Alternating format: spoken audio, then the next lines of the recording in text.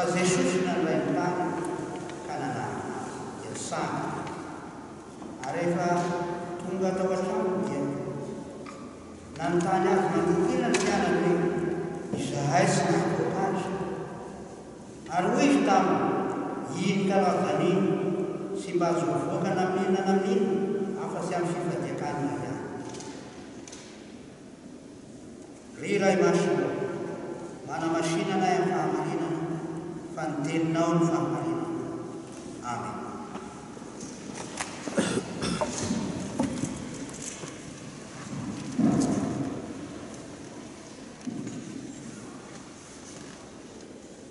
Ry fiangonana malala, ho aminareo ny fahasoavana sy ny fiadanana avy amin'Andriamanitra raisitsika sy Jesosy Kristy. Maro samihafa moa ny toe-panahin'olombelona, kanefa na dia maro azy dia misy visivisy azo tanosaina reto. Ao ny olona izay na mafy toy inona ny mihatra aminy, na inona na inona fa hoenina mianjera amin'ny tena dia toa tsy maninona mangina izy, zakainy amin'ny fahidina izany fahoenina izany, sy mba mimonimona izy na ho anaty aina. Ny olona toy izany dia olona menaka moderaina ihany, sy manana olona filo toy izany sy filo anana ny fiarahamonina. Manaraka an'izany dia misy an'olo izay rehefa mahita fahoenina fa ravoravo ny fon'olona samy rehefa mahita fahoenina. Ny olona toy izany dia sy mba rototra amin'izay fahoenina foana, ka dia azo lazaina hoe angamba mety manana folovato. Tahaka an'izany angamba no atao hoe manana folovato. Zava-doza zany. Zava-doza raha misy olona maro toy izany amin'ny fiarahamonina.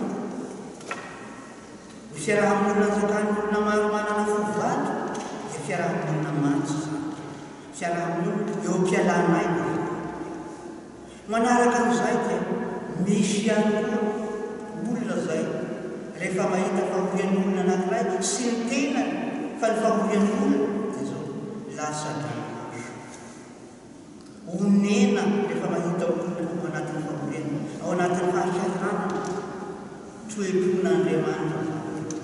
Andriamanitra no manana toe-po tahaka amin'izany, sy mba toe-pon'olona sotra zany, fa toe-po avy amin'Andriamanitra. Ny mpandinika azy dia milaza fa ny olona toy izany rehefa mitomany dia hoy izy hoe Andriamanitra no mitomany ao mason'olona tahaka an'izany.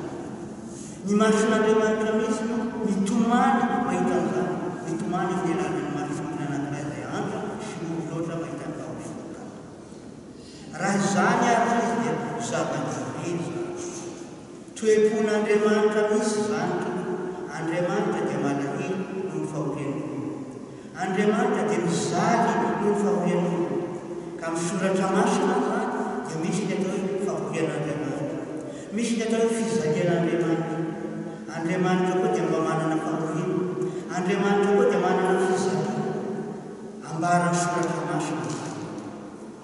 Azonao dinihina zany rehefa tonga any an-trano any ianao mandingina ny boky Isaia mpaminany zany, ao ny Isaia 41. Ao manatry antsika n'Andriamanitra mizaly amin'ny alalan'ny mpanokiny izay atao hoe mpanokiny tompo, ka dia fizalian'Andriamanitra. Eto amin'ity teny izay anjarantsika ity dia isika indrindra koa zao amin'izao andro mialohan'ny Pasaka zao, amin'izao andro fankalazana ny fiomanasika amin'ny Pasaka zao dia mankalaza ny fizaliana masina. Ny fizaliana tahaka an'izany, fizalian'Andriamanitra zany, fizaliana izay ory mizaly noho ny fahoen'olombelona ety an-tany. Jesosy dia ilay marina mizaly manala. Ny fizalian'i Jesosy indrindra no ankalaza isika amin'izao fotoana fiomanana Pasaka. Inona moa ny fizalian'Andriamanitra? Inona moa ny fizalian'i Jesosy izany? Ny fizalian'Andriamanitra dia noho ny fahoenina ety an-tany. Ny misy finoana zany no anisan'izany mampizaly indrindra n'Andriamanitra. Rehefa andairany sy finoana ny olombelona dia mizaly ary miatefa amin'ny zanak'Andriamanitra indrindra zany fizaliana zany, miatefa amin'ny Jesosy zany. Mizaly Andriamanitra noho ny mahitany sy finoany olona. Teto amin'ny tenin'Andriamanitra ity dia re manokana zany.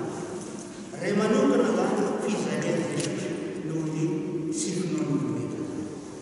Eto amin'ny teny anarasika ity dia misy olona anankiray efa lehibe sy hoe zava-soa fa zanany lehilahy anankiray dia efa lehibe koa moa efa antitra azy.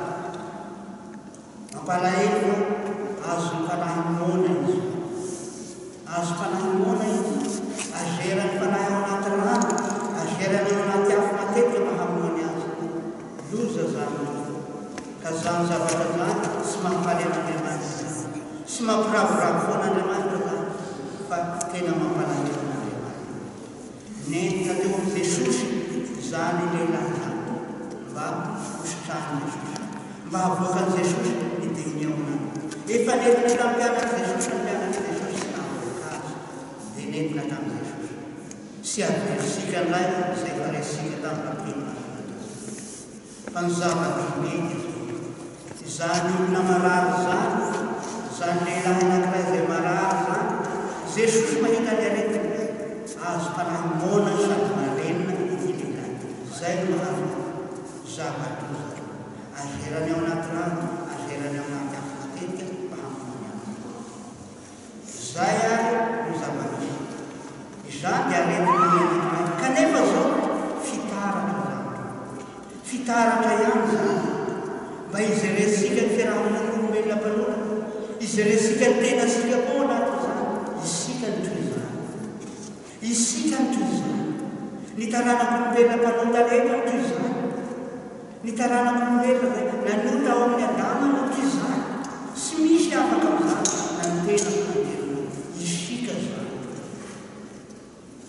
Isika ny miaina ao anatin'ny sy finoana. Isika ny miaina ao anatin'ny fahamoanana sy ny sy fandrenesana. Moana amin'io moa zany. Raha mandinika ny ty zao tontolo isika dia zao. Moana daholo no manodidina asika rehetra. Moana ny vorona, moana ny biby mandadina amin'ny tisaka rehetra, moana ny zava-maniry sy mba manana teny hatao fa ny olombelona ihany no manana teny hatao sy ny an'izay. Isika olombelona dia nongotana tamin'izany fahamoanana zany ka mahay miteny. Nongotana tamin'izany sy fandrenesana zany ka afaka mahay miteny. Zany no tombony lehibe izay nomen'Andriamanitra isika. Kanefa dia isika ny natolotra amin'izany. Mitolorana amin'izany isika. Kanefa na dia zany aza dia ambaratra. Na dia mahay miteny aza isika, na dia mandray teny ihany koa aza isika dia rehefa miteny rehetra amin'izao tontolo izao isika dia azo atao miteny na mandra-paharimbany andro azy. Fa rehefa hitenitenin'Andriamanitra dia moana sy mahay miteny isika. Sy mahay manambara teny amin'izay. Zay le fahamoanana izy. Malahelo Andriamanitra. Malahelo Andriamanitra mahita an'izany fahamoanana zany izay misakana asika sy hanamarana azy. Tenin'Andriamanitra dia tsy hoe izay atao teny izy ambony vohitra ihany. Tenin'Andriamanitra koa ny fampiarahana metany. Mitahiry Jesosy ianao tompoko, fitiavany Jesosy ianao tompoko, sy ny isan-karazany. Teny fanakalozana andavanandro tahaka an'izany. Moana ny fiarahamonina misy isika amin'ny ankapobeny. Sy mahay miteny tenin'Andriamanitra. Sy vitan'izany ihany, sy mandray ihany koa, sy mandray dalovana angamba izay ny azo. Raha nitabataba mandray ny olona. Re ihany resaka isan-karazana izay vohy eto ambony tany. Fa hoe inona ny tenin'Andriamanitra sarona, ino ny tenin'Andriamanitra henona dia sisy manaretina. Zay no aretina izay mampalahelo an'Andriamanitra, izay mampalahelo ny zanak'Andriamanitra hiaina isika zany. Ka eto zany Jesosy dia Jesosy ny namoaka ny teniny hamoana sy marenina. Noroahany Jesosy zany niara tamin'ny zava-mahaty. Kanefa nalohany nialany dia tao dia saito maty izy. dia natao hoe maty izy fa Jesosy nanangy anazy. Ambara amin'izany fa Jesosy no mpanavitra, Jesosy no mpanavitra, Jesosy no mpamelona. Izy no manome aina, izy no manampahapatrona, sy ahy fa Jesosy iray. Sarovana amin'izao koa ny teny izay natao Jesosy tamin'ny ray lazazalahy, etety amiko izy. Eto amin'ny Jesosy ny tenanao, eto amin'ny Jesosy ny namanao, eto amin'ny Jesosy ny namanao, eto amin'ny Jesosy ny mpiara-mianao. Zay ny zavatra iray mila entina amin'ny Jesosy isika tsirairay, sy misy tsy voajantsy. Jesosy no mahay manombotra ny famoahana, mahay manombotra asika hiala tamin'ny famoahana, mahay manombotra asika hiala tamin'ny sy fandrenesana, ka hahatonga asika hahay teny, ka hahatonga asika halala ka handresana ny tenan'Andriamanitra. Jesosy no mpamonjy, izy no manampahapatrorana, azy ny aina, izy ny tompon'olombelona, ny devoly na ny fanahy mamitaka rehetra dia misy mangalatsy izy, fa ny tena tokony fitena asika tidy Jesosy izay manoloaka azy tao. Any Jesosy ny tena, any Jesosy ny tena asika, any Jesosy ny andro asika, any Jesosy ny fotoana asika, sy misy fanana asika na tena azy. Zava-dehibe indrindra zany. Eto mpamaranana dia nitodika tamin'ny Jesosy ny mpiano rehefa tonga tany an-trano. Izahay sy nahavoaka azy, fa Jesosy ny teny iny karazan'iny sy mba azo avoaka na mihinana amin'ny afa-sy am-pivavahana ihany. Rehefa mandinika natao hoe fivavahana asika navavaka, ohatran'ny hoe asa sika zany, asa sika ngaza. Raha asa sika zany sy azo avoana dimin'ny asan'ny olombelona. Asa n'Andriamanitra no vavaka, na dia sika dia toa manao azy, dia asa n'Andriamanitra. Miala siny aho fa misy teny vazaha ampiasaiko ihany, izay sy fanao loatra tika nefa tsy mahita teny ilazana azy. Tena pasifa sika ao anatin'ny vavaka. Na dia toa aktifa ihany aza sika no manao ny vavaka, dia ny aktivité sika to dia passivité ihany. Na dia sika zany tena manao azy, tena manao azy, ny tena mpanao ny vavaka dia Andriamanitra. Izy ny tena mpanao an'io, sy sika ny tena mpanao ny vavaka, asa n'Andriamanitra. Asa ny fanahy masina zany, izay manombotra sika hiala tamin'ny fahamarana. Na ny hanonona ny anarana hoe Jesosy eneka sarotra raha sy tao ny mpanasika. Ny vavaka zany dia karazana fahalalahana omen'Andriamanitra sika mba ho afaka hiteny sika, ho afaka hiresaka amin'ny zanak'Andriamanitra sika, ho afaka hiresaka amin'Andriamanitra sika. Zay no amoahana ny demony amoana sy marena. Iny karazan'iny hoe Jesosy sy azo avoaka na amin'iny raha sy efa nandray ny fanahy ny vavaka sika. Sarofa fa olona sy manao na inona isika fa ny zavatra izay atao sika dia aray sika zany avy ny fanahy mandray sika.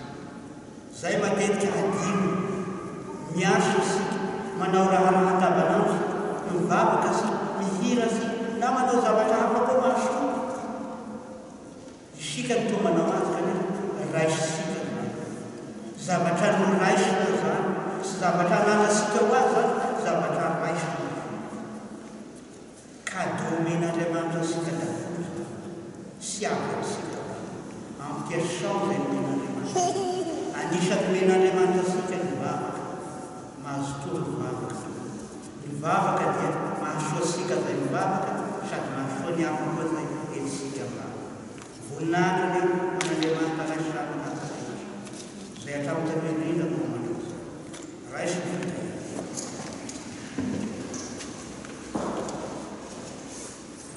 Aminareo rehetra ny mpasoavan'i Jesosy ny fitiavan'Andriamanitra ray, ary ny raisana fanahy masina hatramin'izao ka ho mandrafitra.